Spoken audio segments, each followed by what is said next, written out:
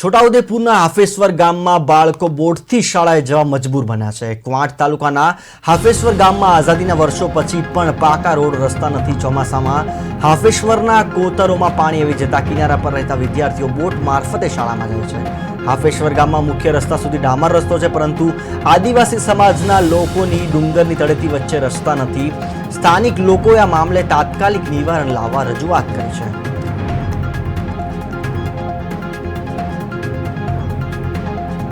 आजूबाजूना छोकराओ जो कि 7 किलोमीटर अंतर पड़े है, ये छोकराओ चालता आवे अथवा एनो माँ बाप पोताना खीचाना खर्चे पेट्रोल नाखीने ये माँ बाप स्कूल सुधी के स्कूलनी बाजुमां के महादेव मंदिर एक बाजू से, एक बाजू माध्यमिक शाळा, एक बाजू प्राथमिक शाळा जोड़े जोड़े छे। ए त्यां सुधी स्कूलनी नीचे सुधी नर्मदाना किनारो आवेलो छे आपणो, त्यां सुधी लोको पोताना खर्चे मूकीने जाय छे।